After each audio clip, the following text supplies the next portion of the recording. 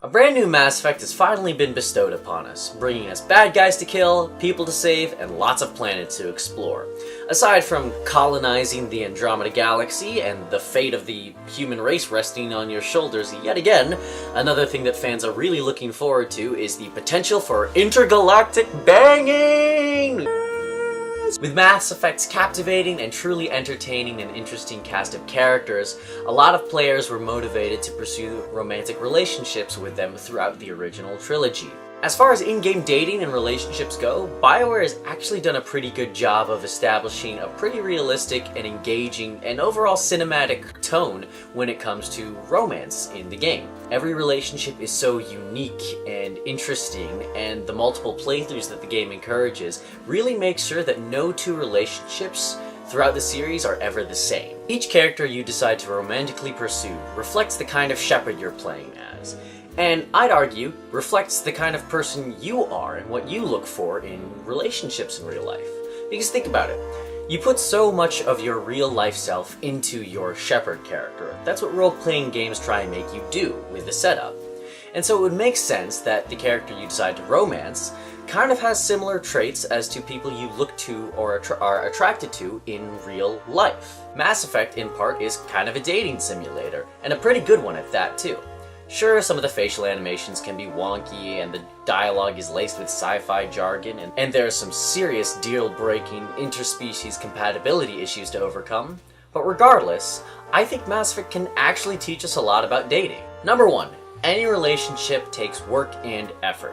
Mass Effect 2 gained a lot of praise for its loyalty missions, which are side quests centered around a specific character that are pretty much essential if you want to romance that character. Funnily enough, real life actually kinda has loyalty missions. They can be big romantic gestures, such as a fancy dinner, or a surprise birthday party, or a first date, to the more personable but nonetheless important things, like driving your significant other to the doctor, or to a job interview, or helping them move. Things like that. But big moments like these are not the majority when it comes to the relationship. What really makes up the most of a relationship is the smaller, more day-to-day, mundane things, such as staying in to do work together, doing the chores and errands you need to do, dealing with each other's little idiosyncrasies, weird habits, and responsibilities, and remembering your own responsibilities to one another. In real life, a relationship isn't so much of an action-packed story mission, it's more like just chilling out on the Normandy, checking in with one another. Number 2. Looks really don't matter all that much. Intergalactic dating is sort of impossible outside of the world of Mass Effect. However, I think it illustrates this point pretty well. It really doesn't matter what you look like. As long as the two of you are happy, healthy, there's chemistry between the two of you, and you're comfortable with one another, that's really all that matters. I will say I think physical appearance is kind of important in two regards. 1, do you look hygienic and healthy? And number 2, are you happy enough with how you look? If you can answer yes to the two of those, then by all means, that's all you need to worry about. Number 3, sometimes people just aren't into you. Some of the best moments in Mass Effect are actually when things don't work out. For instance, in Mass Effect 2, if you try and romance Samara, she turns you down. She chooses to uphold her Justicar creed rather than pursue a romantic relationship with you. Other times, things don't work out and it's absolutely infuriating, like not being able to romance Garrus Vakarian in the first game, what the fuck? Both of these situations, weirdly, apply really well to dating in real life. Sometimes you'll ask someone out, and they just aren't ready or aren't willing or can't commit to a relationship with you. Maybe it's because of their job that they need to keep. Maybe they have another passion that they want to divert more energy to. Maybe they need to take care of friends or family, or maybe they just have things going on and they're not in a healthy enough mindset to be in a relationship. Respect their choices, because honestly, they're making the right choice. If they don't feel like they can commit to a relationship, they're doing you the favor. And then unfortunately, there's that shitty situation too, where you'll ask someone out and they just won't be into you.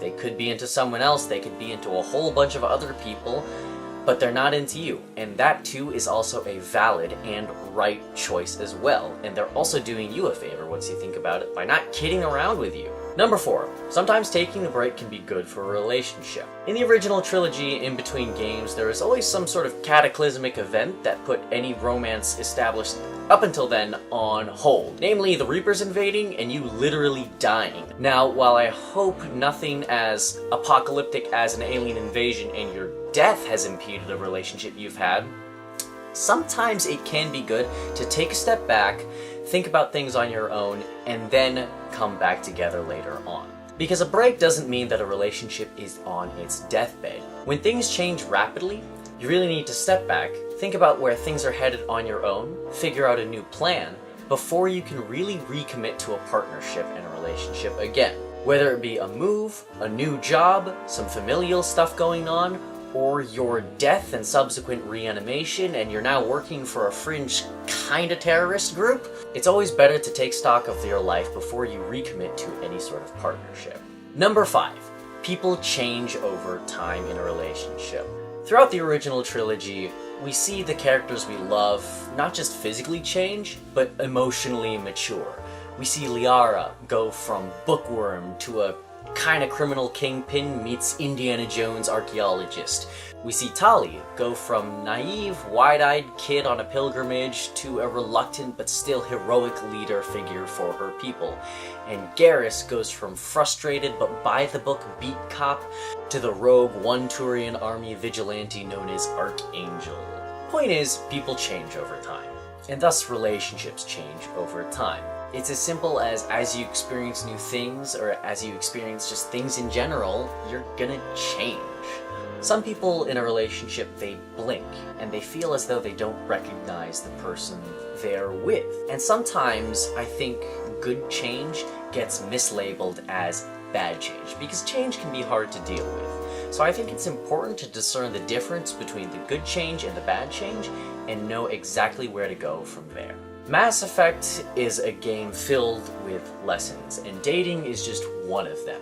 If you have any more ideas or theories as to how Mass Effect can improve your dating life, please, I'd love to hear them and post them below in the comments. Please like and share this video if you found it interesting, and subscribe to Gamer G.E.N.T's YouTube channel for more weekly content like this. Follow us on Facebook, Instagram, Twitter, Twitch, Tumblr, and now Discord. This is Jaime from Gamer G.E.N.T. Thank you so much for watching, and I'll see you next time.